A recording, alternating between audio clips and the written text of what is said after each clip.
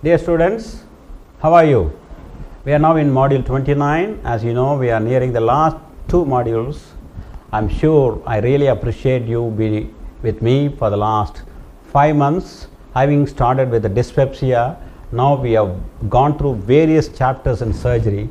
Now, having understood, we want to test our knowledge. Are we ready for the exam? That's a challenge I request you to take. As you know, in this particular module, module 29 and the next one, the final module, you will be given 50 questions each, roughly about an hour. All I want you is to take a piece of paper, write number 1 to 50, and then as I throw the question in front of you, please just try to make an alphabet. Is it A, B, C, D, like that? Then the next slide obviously is going to show you the answer, and you are going to be the judge for your thing. I am sure these questions, if you have done all the modules, if you have not done the modules, if you are a newcomer and you are seeing this particular quiz program first time, I request all the candidates, students, both postgraduates and undergraduates in surgery, go back, type SEM surgery masterclass in YouTube, and then you read all the modules, come back and do. I am sure the difficulty level is between 2 to 3. It won't be that difficult. And if you are able to score 25 above, good. But I really expect all of you to do 40 plus so that you can close your books, enjoy the rest of the day, go for the exam. Good luck. Let me come. Question number 1. Here is a patient, 40-year-old male, came with intermittent dysphagia, especially for liquid, recurrent chest infection, halitosis. What is the investigation and diagnosis? Your time starts now.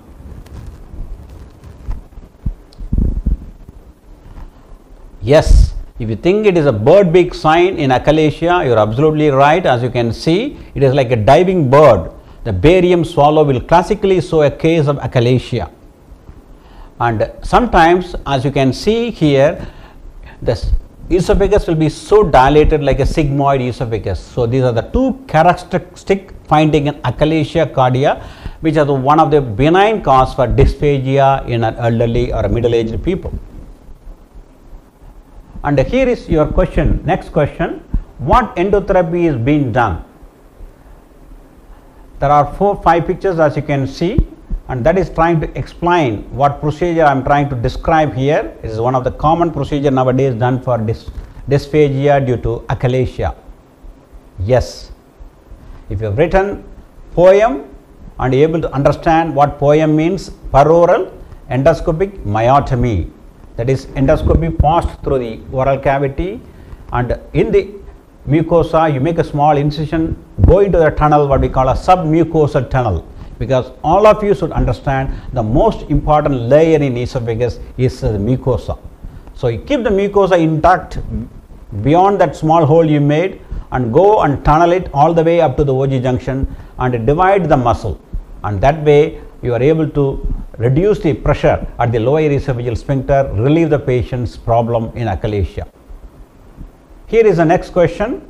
Following are the treatment for achalasia. Question number 3, as you can see, I have given you 5 options.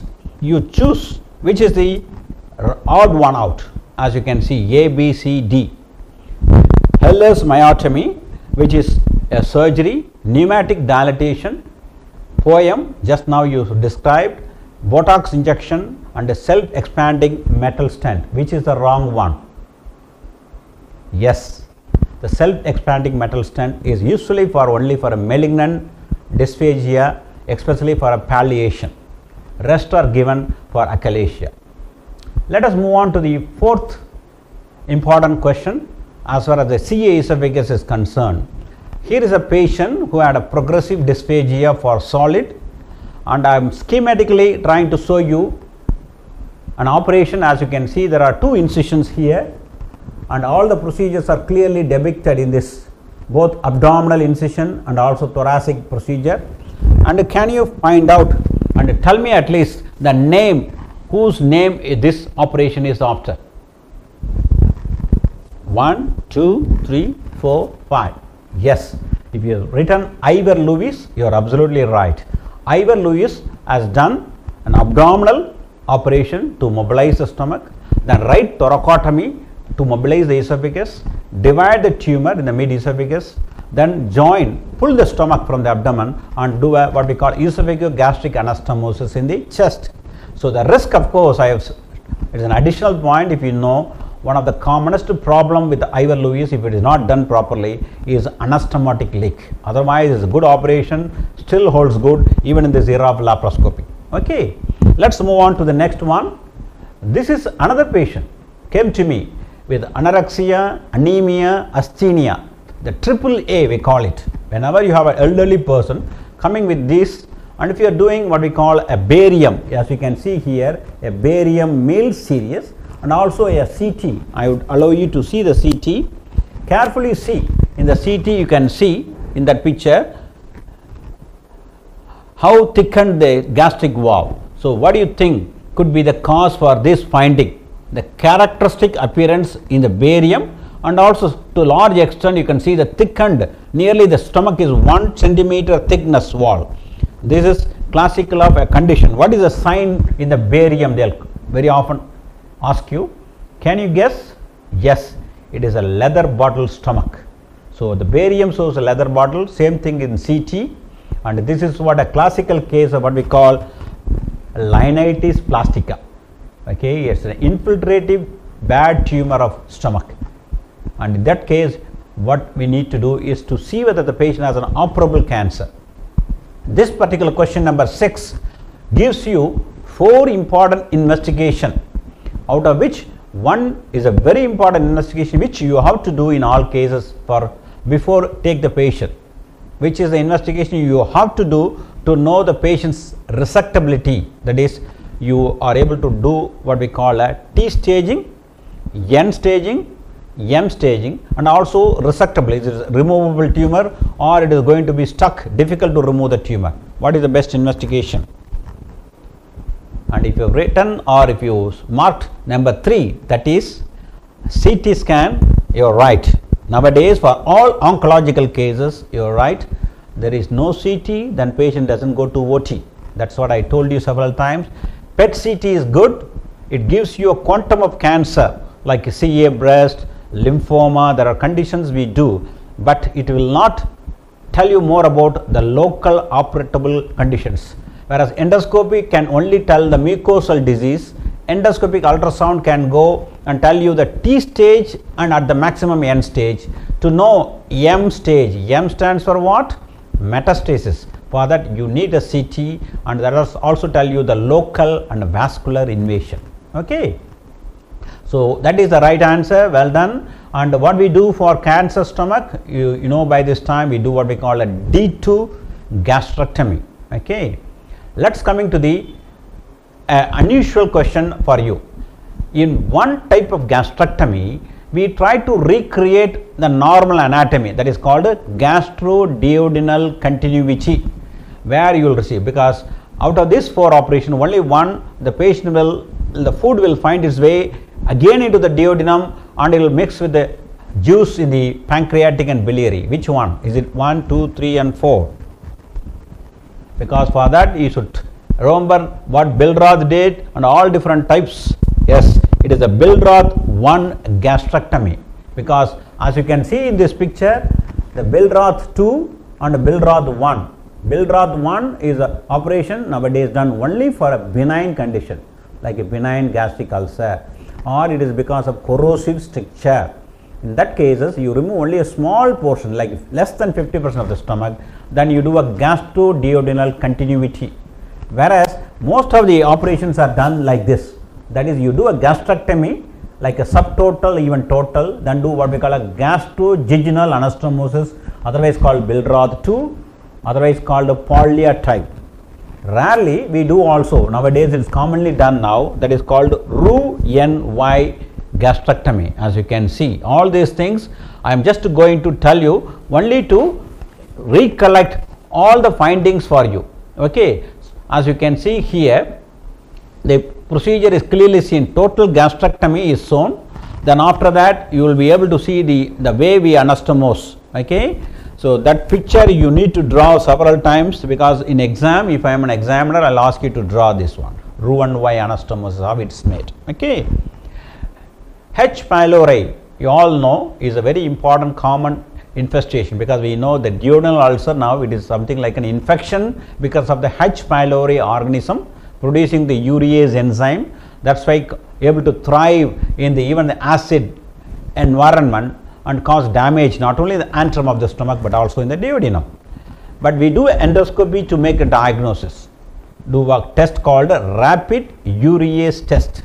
But the question I am asking is, if the patient is a child or the patient doesn't want an endoscopy, is there any test to confirm the diagnosis of H. pylori infection? That is the question I am asking you. Can you tell me any guess? Yes, if you said it is a urea breath test, you are absolutely right, because urea breath test is a test, as you can see here, we are going to give a radioactive isotope, that is urea, where the carbon atom is actually having the radioactivity, so you will be able to trace it. So that urea, if it is given as in this diagram, when urease enzyme is present in this patient, thanks to the presence of the H. pylori infection, they will produce ammonia, carbon dioxide. The carbon dioxide, when it is exhaled from the patient's lung, it will be very easily can be seen. A simple, sensitive, specific 90 to 95% sensitivity and specificity. That's why it is a very important test.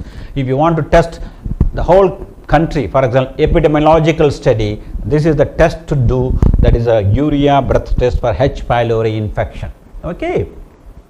Coming to the next case, we have seen various causes of diarrhea. When I say chronic diarrhea, any diarrhea more than 1 month. I have given you some cases here, as you can see here, 5, but only 1 out of the 5 is actually not a malignant condition or a neoplastic cause. Which one is not a neoplastic cause? Because there are few things I have enumerated. Yes, if you know it is a celiac disease, because celiac disease is not due to, you have to go and read what is celiac disease, what is gluten enteropathy, and what test you will do. All other things are various types of cancers, they can present as a diarrhea. I also told you the endocrine causes also, like never forget Graves' disease as one of the common cause for diarrhea, metabolic cause. Okay. And here is another case of chronic diarrhea we had recently, and as you can see here, we have done a barium, and then later we have done in the same patients at a few days down the line, what we call a CT with a oral contrast and a IV contrast. You can see superior mesenteric vessels, all the branches you can see.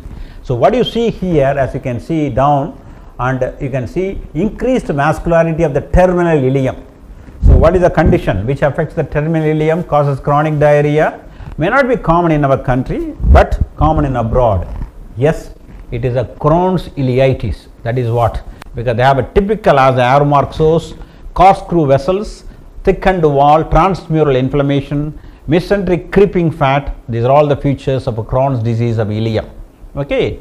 And having said all these things, here is another question, question number 11. Crohn's disease, find the wrong statement. Can you tell the wrong thing what I have enumerated? If you are good in pathology, it will be a piece of cake for all of you. Which one is the wrong answer? The wrong answer is, it is rectum, because skip lesions are common in Crohn's. Transmural inflammation is yes, that's right, but rectum is seldom involved in a case of Crohn's, where it is always involved in a case of ulcerative colitis. Okay. Whereas perianal disease, fistula and ano, they are all very common in Crohn's disease. So always whenever you have a multiple fistula in ano, you have to think of 3 causes. One, of course, Crohn's, tuberculosis and malignancy. Okay. Next, let's see this patient who had a surgery done, and he is coming with a stoma in the right iliac fossa, size of a 2 rupee coin. So right iliac fossa, spouting stoma. What is it, and what is the commonest indication? Any idea? If you said it is an ileostomy, yes, I told you several times, anything in the right iliac fossa is ileostomy, left iliac fossa colostomy. And there are 2 types of ileostomy, as you can see here. One with a 1 hole and another with the 2 holes. Okay, the 2 hole one is called a double barrel, that is a defunctioning ileostomy. but commonly done is a single hole one, that is called a Brooks ileostomy, as you can see here, done for ulcerative colitis. When you remove the whole large intestine, what is left is a terminal ileum. You bring it into the right iliac fossa as a end ileostomy. But nowadays you all have read, we don't try to do an end ileostomy, try to make a pouch out of the ileum, try to join with the anal canal, what we call a ileo-anal pouch surgery, that is called restorative proctocolectomy. That is the treatment drug choice for nowadays for ulcerative colitis. But until last decade, this total proctocolectomy and ileostomy is the common operation, still holds good, especially in high risk people. Okay. Here is a patient with a chronic diarrhea, one more chronic diarrhea coming with an ulcer not healing. Look at the ulcer carefully. What condition or what leg ulcer is common in a patient with a chronic diarrhea? Okay, I have given you all the findings you need. Any idea, any guesswork for question number 13? Because extra intestinal manifestations of Crohn's disease is what I have enumerated here. That's what we read. And one of them in the skin, of course, is a pyoderma gangrenosum. Yes, a pyoderma gangrenosum is a classical necrotizing ulcer with unremaining margin. Unremaining margins, two important things: tuberculosis, pyoderma gangrenosum. If at all you want to do bed sore, these are the three things. You'll have underlying margins. Okay, you can see, you can put a, you can go underneath the margins. Everted edges, classical of squamous cell carcinoma. Perpendicular margins, it common in chronic ulcers. Slopy margins, healing ulcer. So margins are of immense importance, especially when I told you any ulcers, SMS, the surface of the ulcer and also the margins and the surrounding area, that will give you. So the surrounding erythema here, as you can see here, very easily will tell you it is a pyoderma gangrenosum, common in inflammatory bowel disease, and settles nicely with the immunosuppression like steroids. Right, here is one thing, as you can see here is a patient with a CT scan of brain with the multiple polyps in the intestine. What's the diagnosis? I am sure this is a very fairly easy question for all of you. That is number 4, Turcot syndrome. Gardner syndrome, usually they come with the osteomas or they can have a desmoid tumor. So each one has a lot of phenotypes. So here in Turcots, the main thing is they have a tumor, especially in the posterior fossa tumor as shown here. Okay, Turcots. Here is another case we had recently, a patient presenting with intersusception of small bowel, as you can see, because of polyps, multiple polyps in the small bowel. The anesthetist was looking at the patient lips, made a diagnosis. Question number 15. Anything? Yes, Pew-Jeghers syndrome. Okay, Pew-Jeghers syndrome is a peppered pigmentation in the lips along with the polyps. Polyps, peppered pigmentations, classical things you have to see, because in exam, Viva, they'll ask you what are the different types of polyposis you know. You have to tell the examiner familial adenomatous polyposis, Pew-Jeghers syndrome, and also there is an entity called Lynch syndrome 1 and 2. Read them all. Okay. Coming to the very difficult question from my point of view, but I am sure you all read this, the gene mutation. I have given you 4 different polyposis and 4 different gene mutations. So put the types of colonic tumors according to the mutation. This I am going to give you some time. Question number 16. If you are able to do this very well, I am sure 90% of you will pass. Okay. So let me just see whether you are able to do Cowden syndrome, which mutation. So you change the various syndromes according to where it fits. Okay. Any guess? Let me try. Here is an answer for you. Pew-Jeghers syndrome, you can see. Okay, what it is, STK. And Gardner syndrome, APC, that is the easiest of all. The other two, as it mentioned here, Lynch syndrome is MLH1 and MSH2. So all these things are, it may look very dry, but they are very important for your NEET examination, postgraduate examination. Okay, because the APC, KRAS mutation, P53 mutations are the 3 important mutations as far as the colonic cancer, polyp becoming cancer. What are the 3 mutations? Repeatedly asked Viva question for you. And here is a personality, and Duke, he is a pathologist in St. Mark's Hospital, London. He classified the colonic cancers into A, B, C, D, because you all know prognosis depends upon the stage and grade of the tumor. What I am asking you is, he classified them into A, B, C, D. If you have C, for example, you have a 5-year survival rate only 25%. In other words, from B to C, it is so much of drop. So what actually Duke C means? Any guess? You write, scribble. For example, here is an answer. Whenever you have a spread of the tumor from the colon into the node, then it becomes C. So you need to know what is A, that is colonic, B, gone beyond the colon, that is extracolonic, C, gone into the lymph nodes, and D, distal metastasis like liver. C is very, very important, because whoever has a nodal metastasis, they need chemotherapy. That's why we call C for C. C is for chemotherapy. That's why this is important. Okay. And you know all, by this time gallstones are diagnosed by ultrasound. Okay. And here is a classical finding. They'll ask you what you see. You can see classically here a stone is there, hyperechoic shadow with a post acoustic window like a darkness. So if you stand, there will be shadow behind me, like that stone is there like a bright white color and shadow behind, classical feature.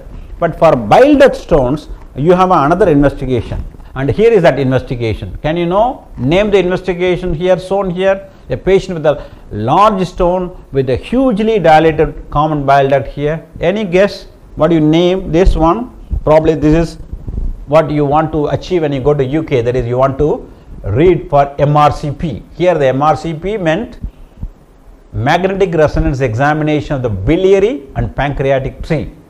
Okay.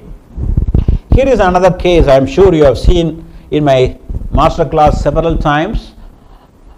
Patient presenting with intestinal obstruction, and when you did a plain X-ray, because intestinal obstruction all you do is a plain X-ray, abdomen erect and supine, there are 3 classical findings as shown by the arrows here. Okay. Any guess? I will give you a clue. This patient has number N stands for dilated small bowel loop, suggesting it is a small bowel obstruction. But this is a classical case of Rigler's triad. Yes, because the patient is having, as you can see, the air in the biliary tree and dilated loops of bowel, and also down here you can see a small stone in the terminal ileum. So very, very classical 3 findings in the case of the Rigler's triad. As you can see, one more radiology. So what happens in gallstone ileus, for example, this, when a patient is having a large stone lurking in the gallbladder, it can erode from the fundus of the gallbladder into the duodenum, as you can see in this picture, and the stone dropped into the duodenum, travels all the way into the terminal ileum only to get stuck there, causing small bowel obstruction. When a stone comes out of the gallbladder, air gets in from the duodenum into the gallbladder, filling the biliary tree. So pneumobilia, 2 causes you remember. Okay, one, cholecystoduodenal fistula as a gallstone ileus here. One more is post ERCP. In ERCP, we just launch the sphincter of OD so the air can get in easily. So these are the 2 common causes for pneumobilia, air in the biliary tree. Okay. Here is another one. Okay, a patient with peritonitis. Okay, I am sure you will be able to appreciate this is another important thing, that is Rigler's sign. Okay, this is a Rigler's sign where both the inner air in the stomach and air outside the stomach gives you a clear delineation of the gastric valve, because this film having taken in a supine posture, you are giving this. So there are lots of indirect evidence of pneumoperitoneum. One is a Rigler's sign, because most of the time what is the sign of pneumoperitoneum is the air under the diaphragm. But if the patient is supine like here, you may be able to appreciate. Okay. And here is another interesting MRCP. So what is the diagnosis here? It is one of the prize exam, like the mutation you just now saw. Question number 21 is also tough. Yes, if somebody or one of you guessed it is a case of a recurrent pancreatitis, and the recurrent pancreatitis is due to what, if you ask me? It is because of pancreas division. If you carefully see the pancreatic duct shown by 4 different arrows, the pancreatic duct is not joining with the bile duct here. It is going into the minor papilla and opens there, and there will be some obstruction. So, in order to understand the pancreas division, recurrent pancreatitis, you need to go back and read the embryology, how a pancreas develops, dorsal and ventral bud. Okay. Coming to this particular MRI and CT, a coronal section, what is the sign and what is the diagnosis? Because here is a patient with progressive jaundice, pale stools, pruritus and also melena. So, melena with the jaundice, very, very important. As you can see here in this picture, you can see I am showing you the tumor, and there are 2 translucent in the CT. You can see what we call a double barrel gun, double duct sign. So, same thing you can see in the other picture also there, you can see it there in the MRCP picture here, you can able to see, and the double duct sign. So, 2 dilated, both the CBD and also the pancreatic duct are dilated, and also where I showed you a small tumor in the ampulla beta causing a melena. So, this is a periampullary carcinoma causing a jaundice, pruritus and melena. Okay. So, this is the other radiologic importance of the radiology and understanding the image. And here is a Whipple's procedure. As you can see, we remove 3 organs, we do 3 anastomosis, head of pancreas, duodenum and a biliary tree removed, and we make 3 anastomosis, as you can see, pancreatico-jejunal, hepatico-jejunal, gastro-jejunal. But what I am asking is, sometimes if the patient is not able to undergo or not fit for a major operation, triple bypass is often considered as a palliative measure for a patient with a progressive jaundice and vomiting in a case of carcinoma head of pancreas. And out of the 4 here, 3 anastomoses are done in the triple bypass. One is a wrong statement here. Which is the wrong statement? Is it A, B, C or D? Yes, if you say it is C, that is a thing, because choledochoduodenostomy we do sometimes in other conditions, but not in the triple bypass. The triple bypass, as a picture shows, you can see we do a gastrojejunostomy, so the patient vomiting settles.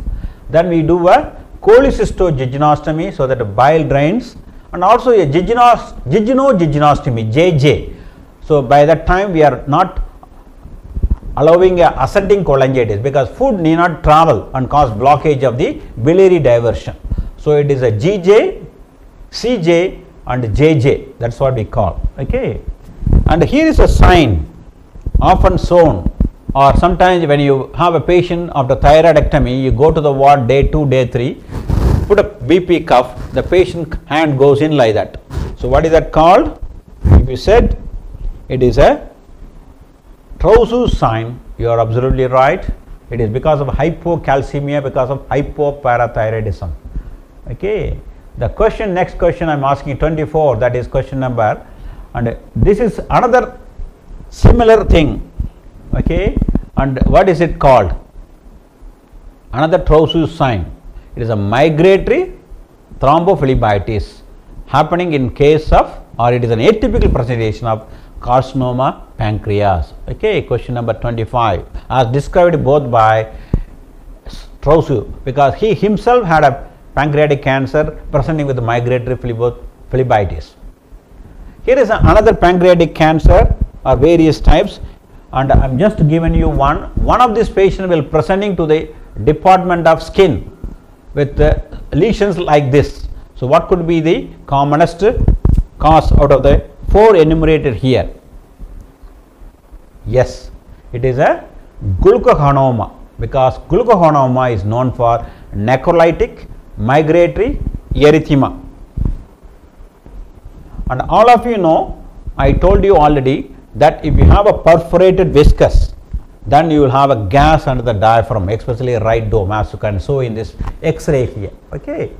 But I have given you 5 different causes. One of them will not and normally should not have gas under diaphragm. Which one? Is it A, B, C, D or E? Any guess? Yes? C, that's right. That is because it is only a gallbladder is perforated, so it is not a viscous anymore, it is not a hollow viscous or a gas filled viscous, so that is the odd one out. All other things will have a gas under diaphragm as a presentation. Okay, good. So we are off day mark. Let's move on quickly. Here is another patient as a child for the neonate presenting with pneumoperitoneum. What do you call this sign? Because the film is taken in a supine, because child cannot or the baby cannot sit or stand for you. Question number 28. Football sign. Well done. And here is another important thing you should all understand. If you have a patient presenting with what we call a periumbilical pain, shifting to the right iliac fossa, leukocytosis, McBurney sign, Rosing sign, all are present, you want an imaging modality to narrow down or conclude your diagnosis before take the patient to theatre, which is the one best investigation. I am not telling you what are the investigation. If you are given only one option of ticking out of the thing, which one is the best one? Because that's what in Western countries very often they follow. Okay, is it A, B, C, D, E? If you have chosen C, that is the best answer I could think of, because I repeatedly telling you any acute abdomen nowadays, when in doubt, if you want to be 100% sure, you take the patient to CT room, then only the OT room.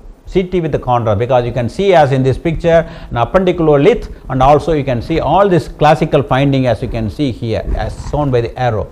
Whereas ultrasound can make a diagnosis, but sometimes it can miss. That's why we say if you only have an ultrasound, then in algorithm sometimes we go for a diagnostic laparoscopy, but with the advent of CT availability widely, now we always do a CT abdomen with a contrast in a patient with a suspected appendicitis with a normal or negative ultrasound abdomen. Okay.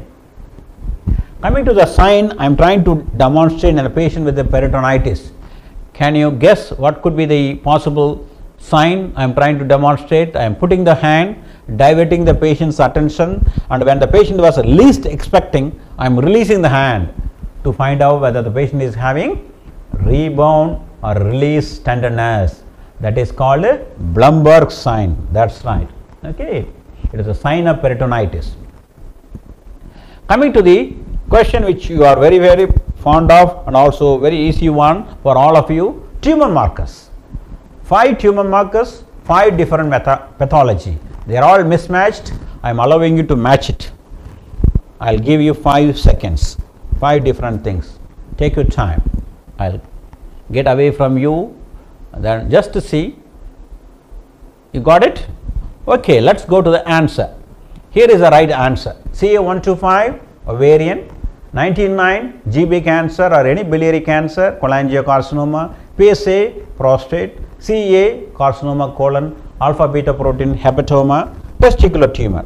Okay, if you know that, because repeated question in all viva is name some tumor markers. Please have these 5 always in your mind. Okay, whenever you get a concern for a lap chole, this is the one most feared complication you always have to tell before you get the concern sign. What is this complication? You will explain to the patient out of the 5. Bile duct injury, bowel injury, pneumoperitoneum, injury to liver, injury to hepatic artery, all might happen, but the common feared one is a bile duct injury. Yes, like recurrent laryngeal nerve in thyroid, facial nerve in parotid. This has to be explained clearly, and also conversion of lap chole to open also you need to tell before you ask a patient to sign.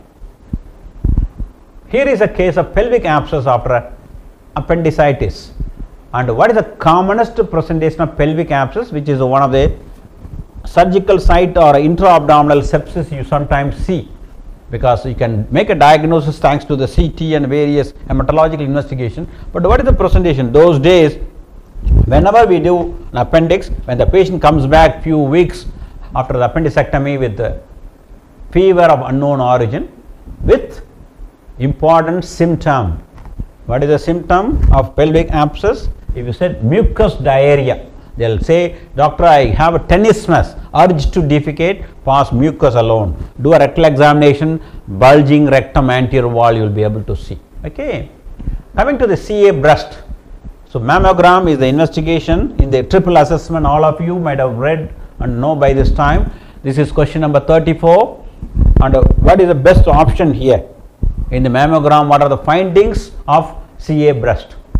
I would say probably you will click all of the above, because spiculated mass, branching microcalcification, lofts of architecture, all are classical three features of malignancy. As you can see, spiculated mass here, which is classical malignancy. Some of the, even though the round opacity is more common in benign lesions like fibroadenoma, occasionally even a medullary carcinoma can present. So by one particular finding you cannot go, but there are corroborative evidences, but still you need to go for FNAC or true cut biopsy. And this is the another important investigation increasingly used, not only in the breast but also in the thyroid, lymph nodes and prostate. What is the investigation? Color coded ultrasound. What is that? If you know, it is, yes, elastography. Elastography gives you an indication how firm, because normally you feel for the consistency, soft, firm, hard. That same ultrasound, like an extended hand, it will give you a better idea color coding it. So if it is a green or blue, it is more benign. If it is a red, it is nasty tumor. So this is a very important investigation now nowadays is used in ultrasound, that is called ultrasound with elastography. Here is another unusual investigation for patient with a lump in the breast. Breast MRI. What is the commonest indication for breast MRI? Or tell me one or two indications. Or can you make a diagnosis of this particular MRI? Here is an MRI of a patient. As you can see, the patient is lying having the MRI done. I leave you to see this picture, and if you carefully see the right side and the left side there, the left side breast, if you see carefully, there are two fluid filled, something like a cyst you can see here. This is actually breast implant on both sides, bilateral augmentation done for the breast because of a small breast, but unfortunately the left side the patient developed a cancer. So patient with the breast implant, you can't squeeze it with a mammogram, the implant will rupture. So there it may be, MRI may be a better bet. And also in young patients with the chance of malignancy, for a screening instead of a mammogram, you may consider a MRI. So now MRI is also increasingly used for a CA. Okay.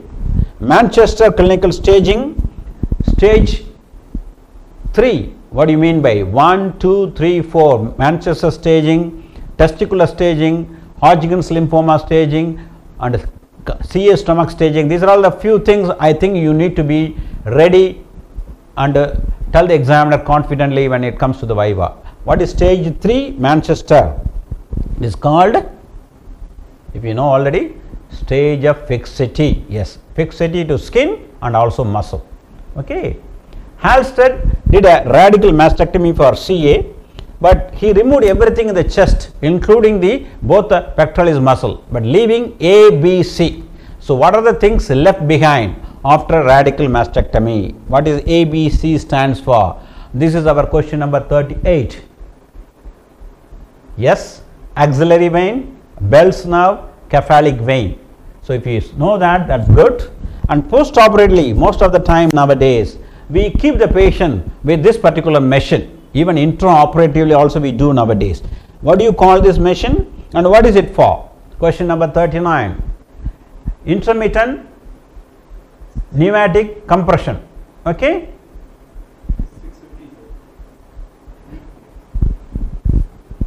That is DVT. Okay. So DVT prophylaxis is one of the main thing in abroad they use in addition to the low molecular weight heparin. Okay. And here is a in procedure I have explained here. Name the surgery shown here. A patient coming with pulseless leg. Yes, it is a embolectomy using Fogarty catheter. The Fogarty catheter embolectomy is life-saving, limb-saving procedure for a patient with acute limb ischemia. And this is the picture showing. And here is 4 different chronic arterial disease having 4 different diagnoses. Presentation, diagnosis. I leave you to read this and come to your conclusion. Postprandial abdominal pain is due to what? Amaurosis fugae due to what? Paralytic painful leg, painful swollen leg.